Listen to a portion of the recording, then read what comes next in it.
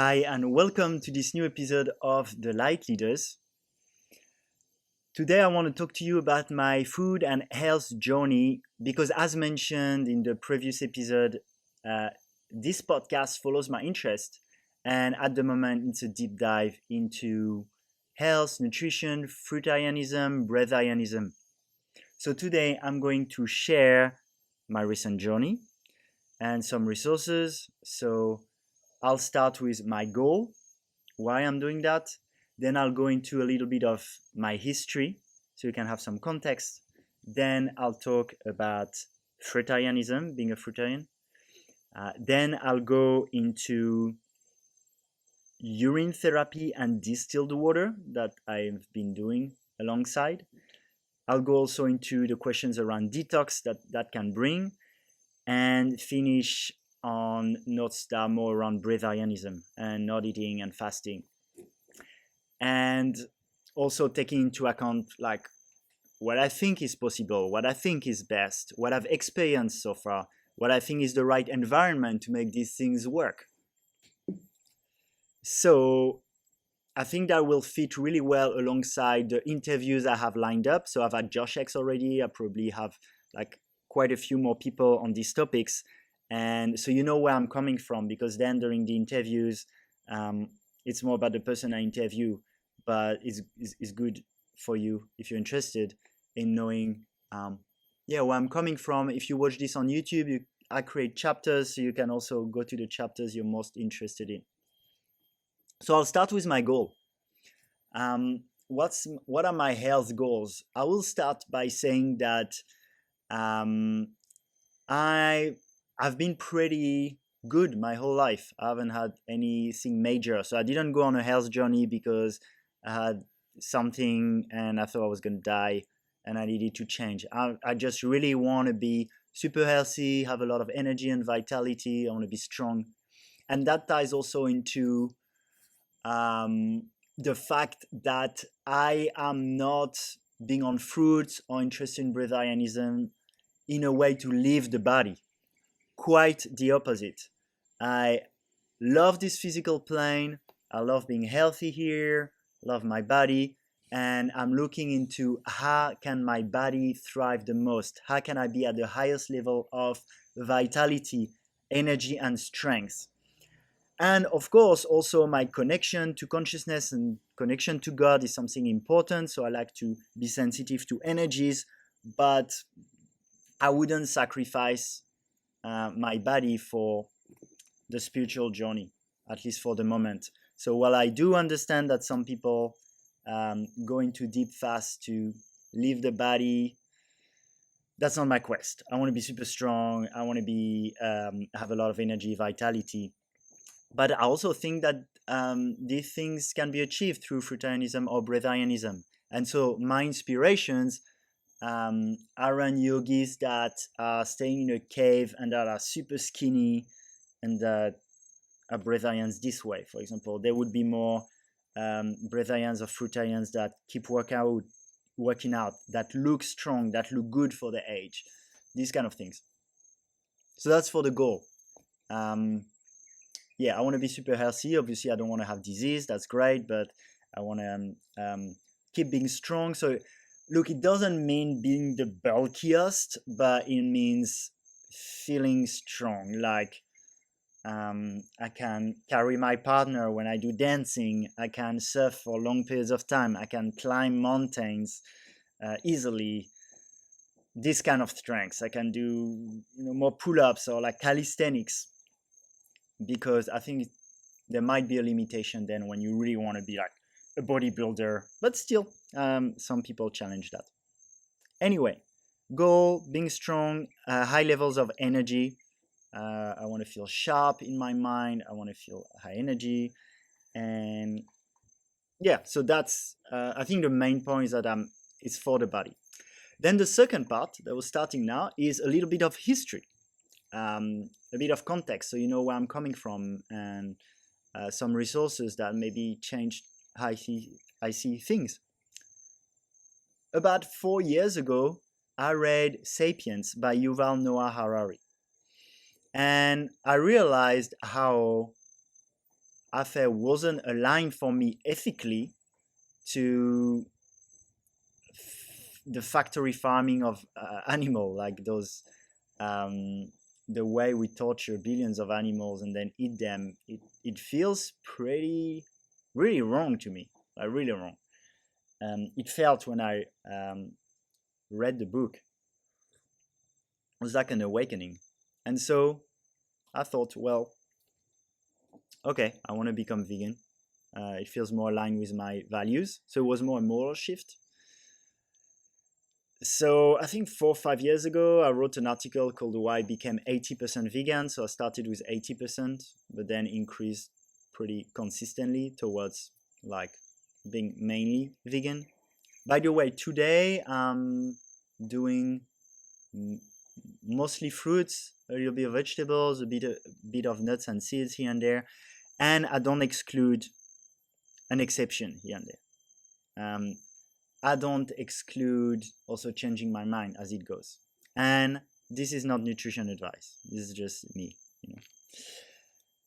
So yeah, reading that, being more vegan, but then I was vegan in what I think is not such a healthy way because lots of soy products, especially a lot of them are genetically modified. Lots of starches like rice and pasta. Lots of like legumes like lentils, all these that I think now are in human food. Mainly cooked food. So I mean, I was good, you know, but also at the same time I quit alcohol. Like I quit cigarettes maybe 8 years ago. As a good Parisian, I was smoking because that looks cool, and I was in business school and I was drinking a lot. So quitting that, quitting coffee. So while I started more on the moral side, I got into a health journey. I was living in Australia, had more people going to the gym. I was living in Bondi Beach. There's a beach culture there, so you want to look good and you want to be healthy, you go to the gym. So between 4 years ago and like a year ago, I went on a transition towards, yeah, kind of vegan and more taking care of my health overall, removing alcohol, removing coffee, like kind of the usual ones you know are not good for you, like the basics. And yeah, I experimented a lot with paleo, keto. I even worked 6 months for a company who was doing keto programs. Um, Trying a lot of supplements, and yeah, that was great because I've learned a lot. Now I have a new vision on that, but that was part of the path. A year and 2 months ago, I got more into Dr. Morse and the iridology and the fruitarian path. So I did a iridology reading a year and 2 months ago with my friend Dex. We recorded a podcast together for the light leaders. You can listen to it, Dex Murphy, if you look it up. So that was great because, well, first I could see in my, so they check your eyes and you have a map of the organs and your whole health system, which is more whole than just the blood, because a lot of things you can't see just in the blood. What's in your eyes, you also see the lymphatic system that holds a lot of information about your health. So did my radiology reading. Like most people, I had a bit of a stressed nervous system, adrenals that weren't functioning properly, and kidneys, malabsorption. And also the recommendation that comes with it is a lot of raw and a lot of fruits. So a year and 2 months ago, it made sense to me. I was like, okay, I want to go more on, I want to go more on something that's simple and natural. And I love fruits, so that was mainly fruits and one raw meal a day. And that one raw meal a day is because a lot of my life at the time, especially here in Ubud, with a lot of amazing raw and vegan restaurants, was around being at those restaurants. So I feel like it was a bit for the body because there's a time for adaptation, but also a lot for my mind and for my habits. So yeah, I started doing that and felt pretty good overall. And then only the past 3-4 months, I really dived into it and got really passionate about um, the more fruitarian part. So I read a book called Man's Higher Consciousness, which is very mind-boggling in a way that it talks a lot about Breatharianism too. It's a really good book which rang true to me. And yeah, if you're curious, have a read. It's a lot about how we're meant to eat the most natural food if we're meant to eat at all, and that we've had a slow descent from being breatharian to liquidarians to fruitarians to where we are today. And now that makes sense to me, but that's not where I'm at. I've also been reading, I've been inspired by Josh Heck, so I encourage that you listen to that interview. I've been inspired by Dr. I think it's Doug Graham and his book, The 80-10-10 Diet, which is about being mainly raw and also being mainly on carbs. Because there's a lot of what I think is bullshit now in the mainstream around proteins, for example, about high-fat diets. So to me, it's really about following the money. I can see how the meat and dairy industry have a lot in the game into having bullshit information about what your nutrition should be. But then even in the vegan movement, there's a lot of people who recommend supplements, who recommend high-fat diets, who recommend protein powders that I think is maybe part of the bridge to get there, but definitely not the solution. And so I really trust more what's simple and where there's not much money to make. It's quite hard to brand fruits because they're from nature. And yeah, that's why I'm very skeptical about all the branded like supplements, expensive cleanses, weird kind of diet. Just want to go simple. And so that's why right now in my state of consciousness, and again, it can change, but I'm pretty sure it's a direction I've been taking from standard American diet, you call it. I think it was a bit better being in France. Less processed, but still pretty crappy stuff. From that to going toward vegan, to raw, to fruitarian. Oh, my friend is calling. Yeah, 2 more fruitarian. And probably, I don't know, right now I feel maybe in 10 years I'll be eating way less or very little, like the Brazilians do. But maybe not, and it depends on the environment, so, no rush. We'll see. Yeah, it really makes sense to me that going to that pure state of innocence, fruit is our food. Like my mind got really convinced, and then I'll talk also about how I feel and how my body feels. My mind got really convinced because we come from orangutans, we come from chimpanzees, those big monkeys. They're really strong, and they mainly eat fruits. They live in tropics, and if you look at our physiology, that's also how it looks like. Like if you look at our intestinal tract, we're very different than carnivore. We're very different than herbivores. And then just like if you get a child and you give him like a ripe apple or a rabbit or a leaf of kale, would the child go and rip the rabbit apart and start eating the meat of the rabbit raw like this? Probably not. And even as an adult that has been eating meat in the past, that would feel really gross to me. Even the kale, like people, yeah, it's awesome, yeah, maybe in small quantities, but like if you take a leaf of kale, you just can't digest it. It's like really hard. It's not appetizing. You'd go for the ripe fruit. So it's just going simple, guys.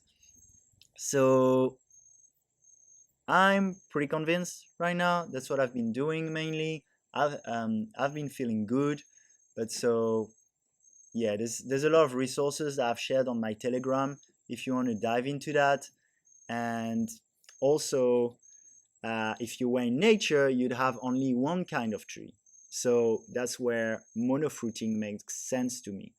You'd find a mango tree and you'd eat mango. And then your belly would produce the enzymes to digest the mango. You don't want to confuse it with too many things. So I've been mainly monofruiting. I still occasionally go in a raw restaurant and have a meal, but it doesn't really resonate with me, because I'd say if I had two rules, first is go raw. I think cooking just makes us able to tolerate non-human food that we don't thrive on. And second is go simple. I mean, if you go raw, you'll anyway end up eating mainly fruits and a little bit of vegetables and seeds and nuts. I mean, I know some people do raw organ meat. That feels really gross to me. And that ties to the second rule, which is simple. Because even if I eat raw in a raw restaurant, sometimes there's like 20 ingredients. And the only way it works is because, yes, they're not cooked, but they're dehydrated and they add salt and oils. And so it's not really natural food. It's still really not natural food. And same with, I guess, if you get organ meat raw, you'd put like salt or spices or things that change the taste. If you really want to know if it's human food, you eat it in that most simple form.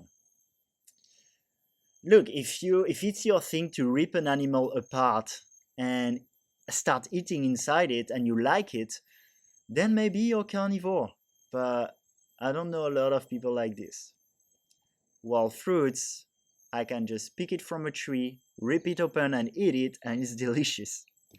I wouldn't do that with, I don't know, kale again, or lentils. You don't want to eat them raw.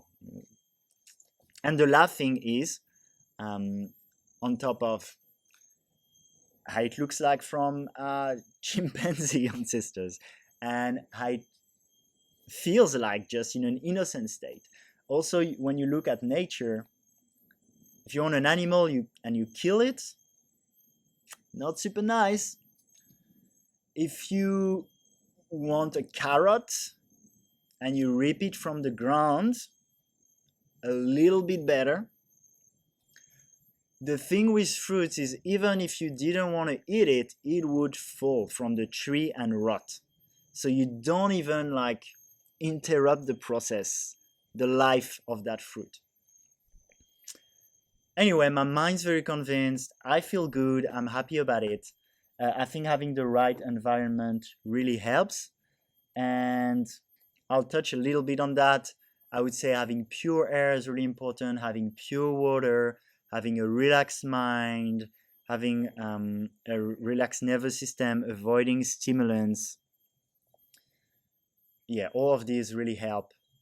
And I've seen how actually a lot of the other kind of food I get are more stimulation for my mind than actually a nourishment for the body. I'm also really, really careful about oil, salt, spices, really remove that from my diet as much as possible. Just pure, natural food. And that will lead you to mainly eating fruits, a bit of vegetable, a little bit maybe of seeds and nuts. And of course, staying in contact with the body, like really feeling how does it digest, how do I feel after. I still do sometimes. I'm with my friends or I'm with my partner and I go to a restaurant, they have that great raw meal. I'm like, okay, I'll do it. Now it's more like once a week. And then I feel it. It's just not the right food. It's good for my mind. It's good for my social, but that's it. So that's it, at least for now, for my more fruitarian journey. And if you're curious, you can ask me questions. Then another thing I've done on my health and nutrition and purity journey is something that you might think is quite weird. I would have thought it like 6 months ago. But I've dived into it and I feel like there's really a key there, which is overall drinking distilled water and my urine also. drinking my own urine. So it's called urine therapy. I think it was used to be called urine. I'll start with distilled water. The logic is that in mineral water, well, first in tap water, you have fluoride, chlorine. If you're in the Western world, many things you don't want. Then even if you get mineral water, which is spring water, which is going to be way better than the tap water to drink, the idea is that he has minerals, and the problem with these minerals is what I shared a talk about it in my Telegram group, a guy called Andrew Norton Webb, I think, and is that there's inorganic and organic minerals. It's not organic in the way that it comes from nature or not. It means more, is it living minerals? So if you take salt as like rocks, we would call that inorganic. They're not living, and there would be positive charge. If you take salts in like celery, inside there would be living minerals and negative charge. Same with, I don't know, magnesium or many things. It's like if there's magnesium in your fruits, that would be good. If you have like just magnesium as pieces of rocks from a stream, you wouldn't assimilate that. So that's the logic. And drinking distilled water really helps. Like it takes those extras that don't belong in your body and help you remove them. So the idea there is to drink a lot of distilled water, and that really cleans your body, that cleanses your pipes really. And yeah, drink a lot, like 4 or 5 liters a day. So there's 4 kinds of distilled water. So distill means there's not these inorganic elements, and it also means it's not still in the way that still water, when you have those inorganic mineral, the positive and the negative, they balance each other, and the water doesn't move. And the idea with only negative particles is that it moves because they repel each other. I'm not so qualified to talk about that. I repeat what I've learned in these talks, but yeah, you can dive into it with the talk I shared on Telegram. And so 4 kinds of distilled water. One is rainwater. That's like from God's distiller. Water goes up in the cloud and goes down, and provided there's no chemicals added or chemtrails or a lot of pollution, it's meant to be distilled. So I got what is called a TDS meter, I have it here, which measures the number of particles in the water per million. And it should be less than 4 or 5, ideally 0. So you have rainwater, then you have artificially made. So I have a distiller also. I just put water, it evaporates and then comes down, and it's meant to be only pure distilled water. And then you have fruit juices. So the water in fruits is distilled water. Of course, there's other things. There's other particles from the salts and the minerals, but there's no like rocks in it. And the 4th one is urine. So you have artificial distillers, you have the earth distiller with the rain, and you have your own body as a distiller through your urine. And well, first, so I started like maybe 4 months ago, drinking a lot of my own urine. Well, first, I will share that when you're mainly eating fruits, it's very different than when you put shit in your body. So a few things is, well, first there's the health part, and I'm yet to dive more into it, but it's meant to be, so it's distilled water. You also have stem cells, which helps because then I don't really need the stem cells from meat or bone broth or the things, so that can help the vegan journey too, to get some stem cells, but mine, not the ones of a cow or an animal or sheep. I get distilled water, some stem cells. I also get really in tune with what goes inside my body. Before I was drinking, I was watching it. I was peeing in a cup and seeing. And I did an experiment. It was like 6 months ago. I was at a retreat. It was emotionally challenging, and the dinner was fish and rice. So I had some. And the next morning I peed in a cup and it was gross. Like it smelled and it was like cloudy. When you're on fruits, I mean, when I'm on fruit, my urine is like, it doesn't smell bad. Actually tastes pretty good. Looks super clear. So it's not as disgusting as people would imagine with, you go in the toilets of a stadium and it really stinks. Um, yeah, I mean, that's a rabbit hole to explore more for me, but I feel it's been really good and really helping. And I'm going to share more about it on the Light Leaders also. There'll be Fruitarian, Breatharian, and Urine Therapy. It's like three things. Yeah, I think that's enough on the urine and distilled water. The fourth thing I wanted to add was on the topic of detoxification. Um, so, and that ties to the environment. Like when we lived in a world covered in ancient forests with no pollution, maybe some of the things that were natural to us we cannot do. um, I don't know, and that ties up to fruitarianism and to breatharianism. So I'm fruitarian, but what I try to do is to get the best seeds, heirloom, not like some genetically modified or crossed stuff that remove the seeds. I try to also be in an environment where the air is pure, the water is pure. I don't get stressed too much. So I think that's important because you could argue that, yeah, that's great at the time, but that's when the fruits were heirloom and the soils were more fertile and there was no pollution. And that in the world of today, it's not possible anymore to live in this way. And there's a point. So I think having a very pure environment is also very important. It's probably more challenging to be a fruitarian in New York City, like my friend Brian that I'll be interviewing soon. Also, I think EMFs don't help. And also taking into account the history of our ancestors and of our lifetime. So for me, I have ancestors that ate a different way. I have my life, which is 28 years of my life. They've been like drinking a lot, smoking, drinking coffee, going to McDonald's, all these things.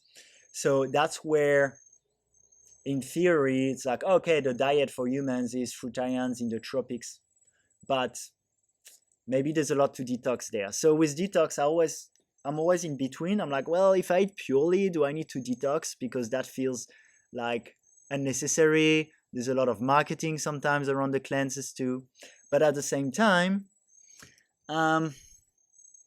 like I've fucked up in the past. I've put things in my body that maybe need that detox.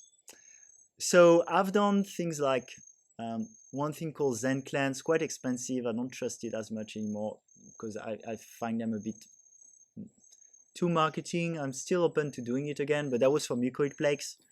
I had those weird things coming out, but I'm always suspicious that it's what I drank that became what they call the mucoid plaques. I'm not sure. I've done pinol twice to remove parasites, and that's been really good. I could see parasites and candida because I usually do the detox with enemas. And yeah, I'll do this one again soon. Let's say the three detox at the moment that vibe with me are pine oil to do again, and probably the bentonine clay and psyllium husk to remove the mucoid plaques. And MMS. I've never done it, but I've heard really good things about it. Even Josh X, who's very into natural things, talk about it. And so, like the pinol is more for parasites, and bentonine clay is more for mucoid plaques, which prevent you from absorbing. And MMS is more for heavy metal stuff like like I got vaccines when I was a child, right? That's my parents didn't know better. That's how you do in the Western world, and I guess in many places. So a lot of heavy metals. I was eating fluoride after I brushed my teeth, drinking the fluoridated tap water, all that.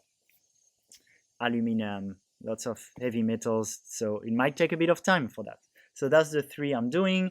And that's also my logic is I want to be careful. I don't want to be detoxing all the time, but I still feel that it's needed because of my past, because of my ancestry.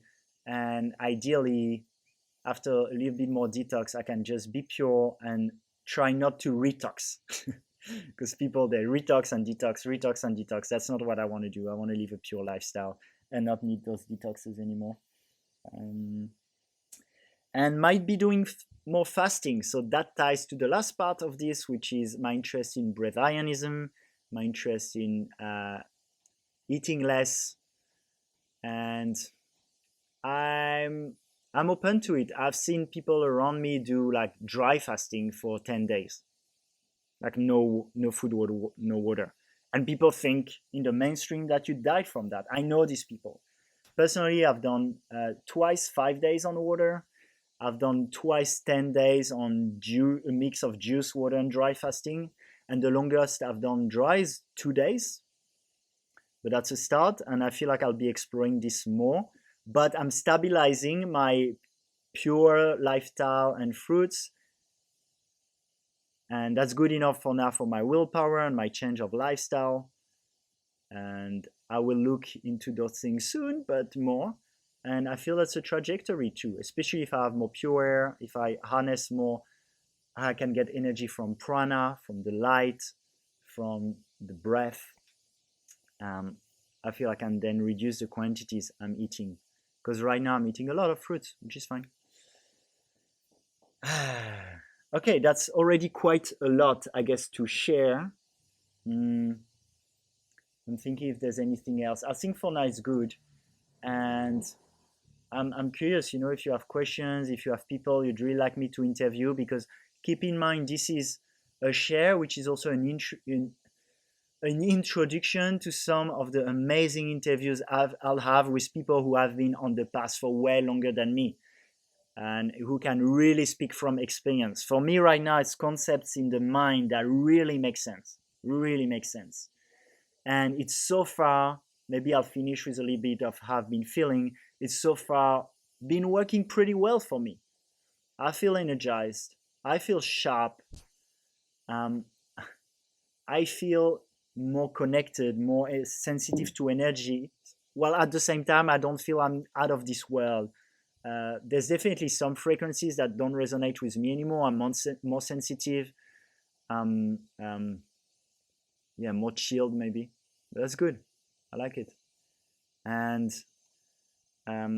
so my mind really gets it, and I'm surrounded by people who prove things that people think are not possible. I'm also aware I have friends around me who went a totally different path, who like, oh, now they're carnivores, now they're this, they're that. um, I think a lot of people who do vegan, they eat a lot of things that are human food because they cook it and they mix them and they add things.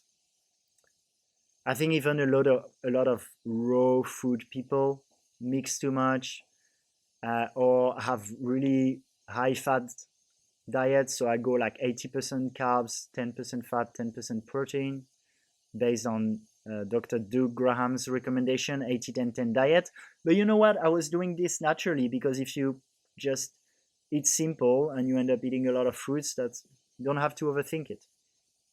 I think a lot of fruitarians may fail also because they're too hard on themselves mentally, because they're not in the right environment. There's a lot of pollution. Um, yeah, there could be different ways. I really think there might be a key to having the urine also to get those stem cells, for example, going, and the distilled water to not have the inorganic minerals. So I'm combining this, some detox, lots of fruits, the urine, distilled water, even when I prepare my teas, or yeah, drink any water. I try to make it distilled, and that's the exploration. So that's the introduction to where I'm at and some of the interviews I'll have, and we'll go deeper. So if you want to follow me in the rabbit hole, stay tuned. Thank you for listening, and you can share with me if you have some experiences or comments or questions. One last thing on my experience. When I started 14 months ago, I was 78 to 80 kilo, and now I'm 68 kilo. I'm also 8.6% body fat. So I've lost some weight, but it has stabilized now. And I feel it's my normal weight. I mean, I feel like I'm definitely not bulky. I mean, let's see. But I feel good. Like I feel strong. Like, I'm not like crazy muscly, but I feel lean and strong. So yeah, it's been good. It's been good. Definitely lost some weight, but I feel a lot of it was also waste from the body, not mainly muscle or even fat. I didn't have so much fat. So that's the end. If you want to support, if you're interested, please subscribe, like the episode, share it to your friend. That's really helpful.